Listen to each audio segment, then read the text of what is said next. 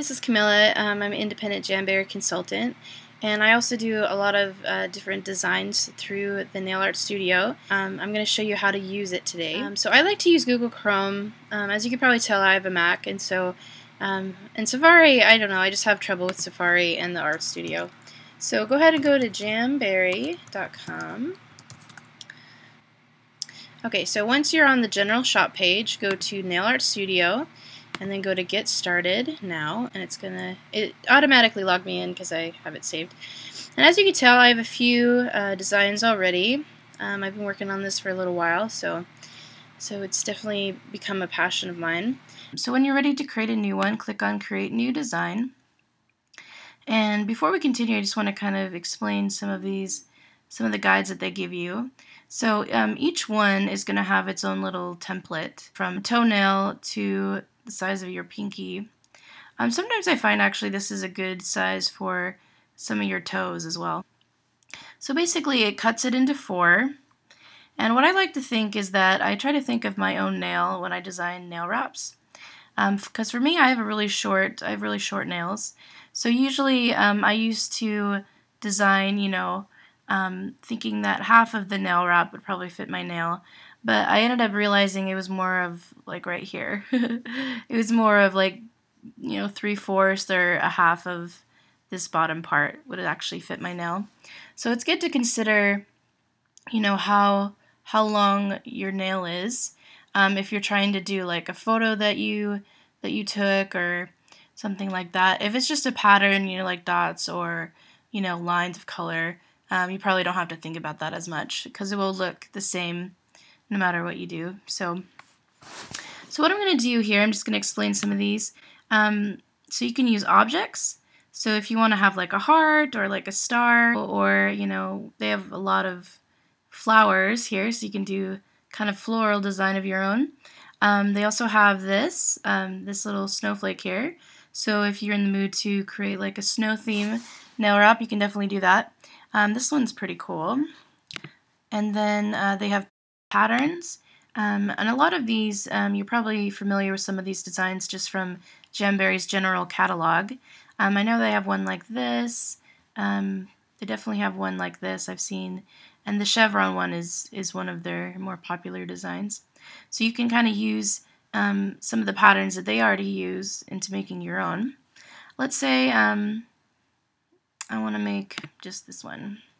So I have it in here. If you don't like the black, it's really easy to change the color. You can actually go to their color palette here and kind of choose whatever color you want. They do have a more feature, so you can customize exactly what color you want. So I'm going to choose this one because it's a cool green color. And then if you don't want just white on green, you can actually go back to objects and click on the square and then kind of stretch it to cover the pattern. And then you can send that to back. And so it just comes as gray. That's kind of the default. But if you want to change that color, you just go back to color. And let's say I like red and green. Actually, let's do black and green. I kind of like that. So black and green. And you can definitely use these patterns to your heart's desire to see, which nail wrap you like the most. And like I said, these kind of patterns, it's going to show up basically the same way every time. It's mostly photos and specific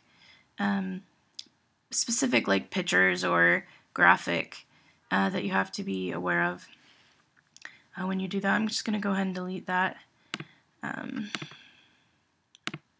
Alright, so you can also use text if you want to, put a specific message, on your nail. I don't use this very much because I'm more design centric, but you can just write hi or something. I don't know what you would write on a Jamberry wrap, but also I personally like to use uploads just because I design a lot of my designs on Illustrator. Illustrator is good because they have vectors. So vectors basically means that in a way it's kind of like an illustration. And so vectors are, you can, put them really small or really big, and it doesn't change the picture. Whereas if you do a picture, you have to worry about pixelization. Because usually if you make it too small or too big with a pixelated picture, you know, will distort it and become pixelated. So what I'm going to do, I'm going to use one of my new designs. I'm just going to adapt it to this area. And another thing to consider as well when you're designing is this little blue dotted line right here. This is important because you need to have your design outside of this, because if you submit one that isn't, basically they'll reject your design, and they'll basically say that there wasn't enough design to print. So that's the only denied that I've ever gotten from this. Also, if you wanted to do a picture, I would recommend being very aware of an intellectual property, just because when it comes to that, you don't want to get in trouble by the owner of the copyright. So you got to be careful with that. As well as it's best to create your own photos or your own pictures. The ones that you take yourself, you can definitely do whatever you'd want to with that. If you don't really like photography or designing, there's also these royalty-free websites that you can use. I got one earlier that was about $10, but some of them, they have the general license where you can just kind of use it, whatever. But then there's an extended license that you can use to print, on products and stuff. So it depends on the website how much each of those are. But anyway, so I'm just going to use this one. This is based off of a comic book character, and it's just kind of, I like to use just color palettes, of geeky characters, just because I'm a big geek. So anyway, I'm just going to use this one. And the first step, when you do get your design in the window that you want it to look like, click to apply it to multiple, and then apply design all. When it comes to this, even if I want to have these two different designs, it's a lot easier to kind of lay one design out, just because if you try to do one at a time, you'll have to upload it. You'll have to get it from uploads every time, and I've done that before, and it's kind of annoying. So I like to just spread it out. It's a lot easier to do that with. So what I'm gonna do, these two look good, but the more you go down in size, the more you have to adapt it. So, because definitely with this pattern, I definitely want it to be very, very much the same, with the toe nail. So I'm going to go ahead and just kind of move these, and you'll notice that, I'm paying attention to this blue dotted line that I mentioned before, because you definitely don't want to go into that, because you want it to be, the closest that you can. So I'm going to go ahead and click apply every time. Actually, I'm going to push this a little bit forward here. And I like to have it in the middle just because I know that'll be good that way. As you can tell, the further down you go, the more, kind of scrunched the pattern looks. So, but I definitely want to have it the same over here as I do over here. So what I can do is actually, the first two are pretty much very like. So I'm going to go to the third one, click on apply, and I want the third one to be the same as the third one over here. So go and click continue. And then I'm just going to do that for all of these. So this one is the fourth one. And this will be most significant when it comes to the smaller ones. So what I'm going to do now is I'm going to title it.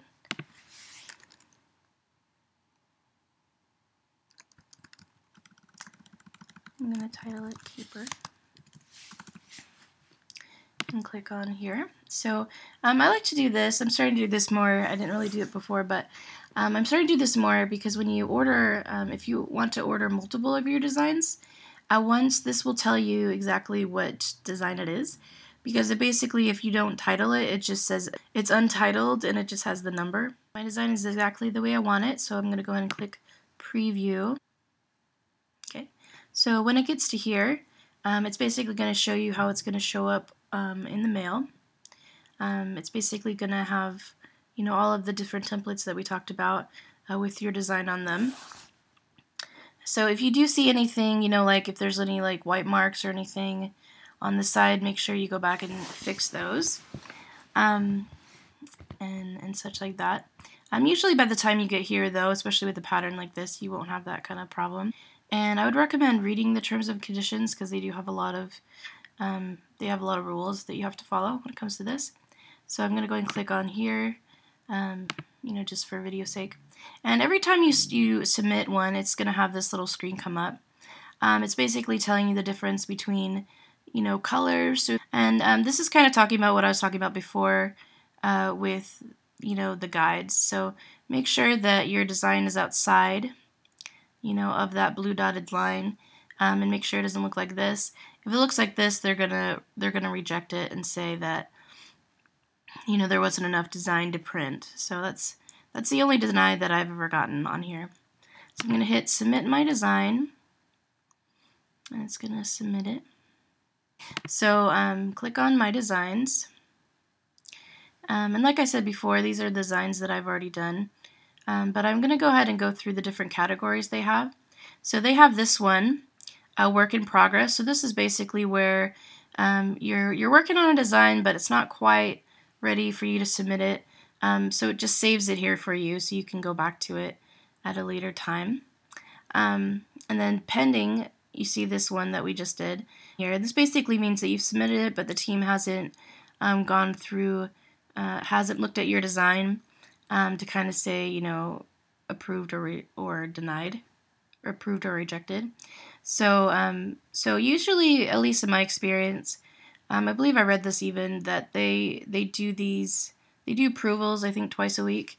I'm not sure, don't quote me on that, but so basically sometimes it takes a little while for them to approve it, but they always send you an email saying that if you got approved or denied, so you don't have to keep checking in here. And these are a lot of the approvals that I've gotten so far. So there's two different categories, at least the ones that I found, that they will let you order because they're very, Jamberry is very aware of intellectual property, and they definitely don't want to get in trouble with that. So they basically have two different categories.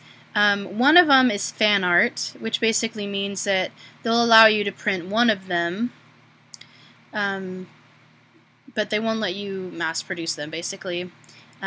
So you can only order one of them. So basically, there's a few in here that are like that. For instance, this one is considered fan art, as well as this one and this one. This one is as well, and these two. So when you click on this one, like I said, it's going to let me order one of them, and it's not going to let you order more than one. So just keep that in mind when you're designing. Also, each of these will be $18.75 plus the $6 custom nail setup fee, and that's going to be the same whenever you order. If you order multiple of these at one time, it's only going to charge you the $6 once. So let's say I have 15 wraps.